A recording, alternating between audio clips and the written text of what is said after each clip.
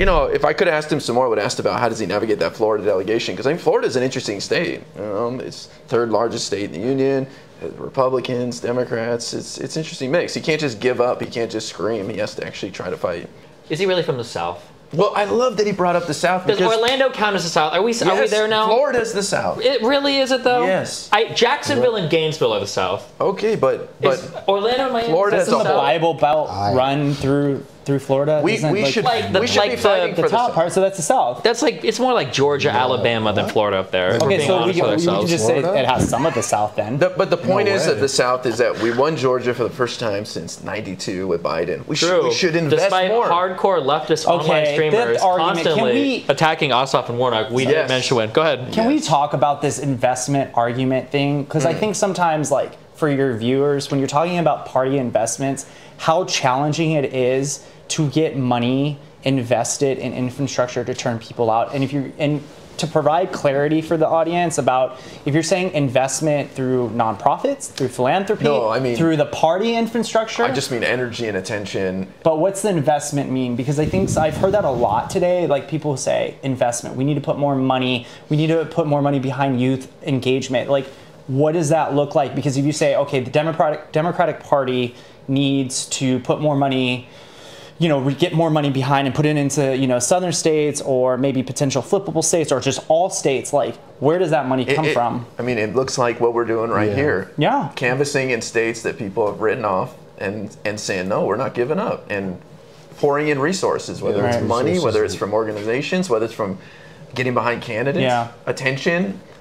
That's what I mean when I say invest. The labor behind it, like how Destiny needs to get some labor to change his pants. Oh, what are you talking about? You're just wearing like blue sweats. I can if you can show up with that haircut, I can show up with these sweatpants. You think my haircut? You want to bet that people will think my haircut is better than those pants? That is the. Let me just. If you showed up in a homeless TikTok video, people would go, "Yeah, I get it." You think? No shot. I'm just kidding. Okay, the question is, what does it look like to invest in party infrastructure? One of the big criticisms of the Obama administration was there was no investment in leadership afterwards. If you look at Trump now, there's no investment in Republican leadership afterwards. The DNC is like a huge thing. Pelosi raises money, but yeah, I guess as somebody, you guys have obviously an intimate connection now with working with fundraising and funding these efforts. What does that money machine look like at the end of the day? How do people get hooked up to that? How do people, funnel that into effective places? I think that for folks who watch and hear about investment and that we need to put more investment, the hardest thing to do is to go to a donor who knows less than you and you ask them for money to invest. Like, donors are, a lot of the donors who put money behind the Democratic Party, and many of them are successful in various fields. They've accomplished a lot, so they have an idea about what success looks like and how that presentation should be, right? And so if you go to a donor and you're like, yo, I want you to put $10 million into North Carolina, and they're like, okay, we want to, that sounds great. North Carolina could potentially be flippable. And you're like, but aren't Republicans in the state house, they run the state house and state senate, so how do you think this thing is going to be flippable? And you're like, well, the votes are there. Well, where are the votes? Well, black voters could spike. Okay, cool, but it hasn't in the last X amount of years, so how are you going to do that? And so they have all these questions, and then if you can't show immediate proof that it's going to result into something, they're going to look at that easy thing. And one would argue that Georgia, you mentioned Georgia a second ago, that it was flipped. Like, Georgia and North Carolina are actually quite similar to each other in the sense of the kind of votes that they have. One could argue that North Carolina has more Latino voters, but overall, like the black population, white population, all that stuff, there's a lot of similarities. And everybody's like, Georgia, Georgia, Georgia. But can we just all agree that, like, okay, if you put more money into Georgia, but like Warnock won by what? Less than a point. If you ran against an average Republican, one could probably say that that Senate seat would have been flipped.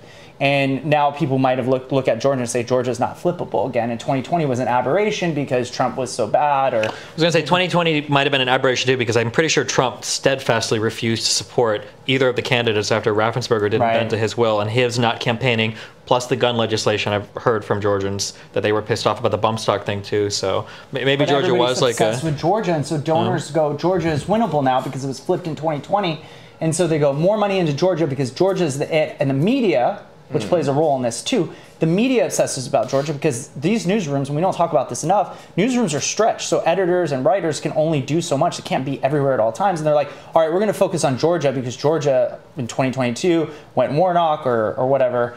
And that's the state. So like a state like North Carolina, you can go, it's totally overlooked. It's never written about, but all of the electoral math there, the demographics, the youth vote, all of it adds up that state can win, but no reporter is willing to write that.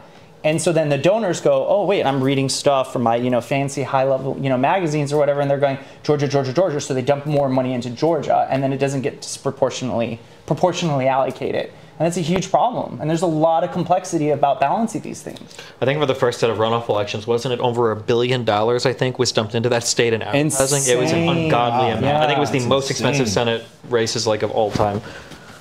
Definitely was expensive, yeah. But, I mean, it worked. We got a 6-year term for Raphael Warnock, so. Against he won.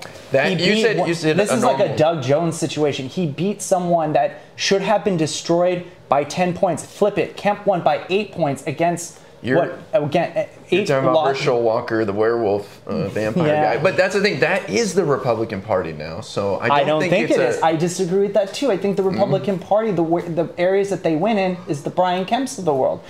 People don't talk about this enough, but Brian Kemp invested Brian Kemp invested like over $100 million into African American businesses during the time that he beat Stacey the first time and the second time he ran. And then people are like, well, why are black men more and more breaking for Republicans? It's because you're putting money in their pockets and you're saying, hey, we're going to make you money. And at the end of the day, you talked about this, I think, earlier. It's like, what are the issues that folks really care about? It's like making money, putting money in people's pocket. And I think that's critical. And I think Republicans, the ones that are not getting caught up in this Trump, crap, they are putting money in people's pockets the way they know how, which is like what Kemp is doing.